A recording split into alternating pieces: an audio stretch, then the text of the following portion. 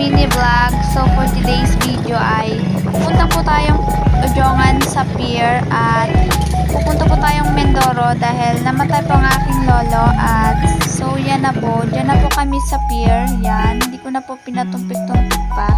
Edit ko na lang. So yan. Katatapos na po namin kumuha ng ticket niyan. Hintay-hintay na naman namin sumakay. So ayan na guys. Yan na po yung nasa barko kami. Yan. And then yan. At syempre, sa CR din po, nag-picture din po ako. So, wala akong magawa niyan, hindi ako makatulog sapagkat medyo maano yung alon. So, yan, nag-picture lang po ako dyan dahil I'm boring po.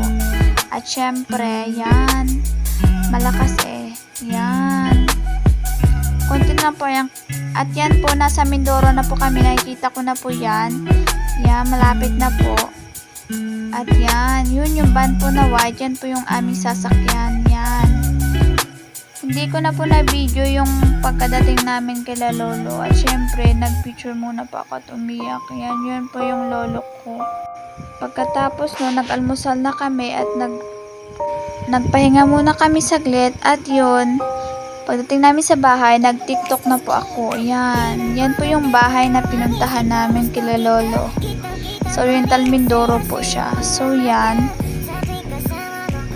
Dahil wala po akong magawa noon at nakapagpahinga na rin po ako. Yan. Nilibot ko po kayo. Yan po yung bahay nila lolo. Yan. So, yan. At yan po yung tent na tinutulugan namin kasi medyo mainit naman sa loob. Ay, din kami tumutulog sa tent. Yan po yung lugar niyan. So, nag-tiktok ulit ako. Dahil wala akong magawa noon. Yan. For the go. Ay! So, yan. At syempre, pumunta kami naman sa aking mga pinsan. Pumunta po kami doon sa kapitbahay. Ayan. Yan po yung Mindoro. At yan naman po, nakarating na kami sa bahay nila. At yan, second floor po yan. Kita po lahat ng tanawin. Ang gaganda po. Yan. Mga pinsan ko po yan na umuwi silang Manila. So, yan. At yan na po yung background dyan. Maganda po dyan. So, pumunta din po kami ng mall at namili po kami ng mga gamit namin. Yan. At kumain din naman sila. Yan. Nag-picture pa po kami niyan. Madami. Mga pinsan ko po yan. Galing Manila at ibang lugar. Yan. So, yan. Dahil minsan lang po magkita, nag-picture. At ito na po yung last night na reunion din na kasama dahil hindi po kami nakapag-reunion sapagkat namatay na po ang aking lolo. Yan po. Yan po si lolo. Yan. Mabait po yan na tao. Yan. At syempre, at pagka umaga nun ay libing na po ng aking lolo. So yan na po guys yung libing ng aking lolo. Yan po. Madami pong tao kasi traffic po talaga siya. Yan.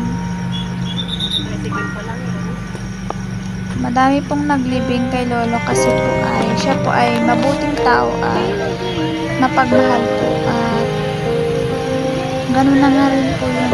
Yan po. Yan po. Sobra pa po yan. Doon po yun sa dulo. Marami po pong tao. Yan po yung mga kotse. Hindi ko na rin po nabidyohan yung pagpunta namin simbahan at yung pag-uwi namin dahil po ay madali lang po. At yan, nakakuha na po kami ng ticket. Pauwi na po yan ng Romblon. Yan. So, ayan. Dito na po kami sa pier. Papunta na po kami ng barko. Yan. Sasakay na po kami. Pagkahapon nun po ay umuwi agad kami pagkatapos ng libing ni lolo. Dahil may pasok pa po ako nun. Pagka umaga. Yan. Sasakay na po kami ng barko at uwi na po kami sa amin. Malungkot din isipin pero tanggapin po kasi yun na po, wala na pong magbabago. So yan, bye-bye po Mindoro. At yun, nagpicture na din po ako sa sunset.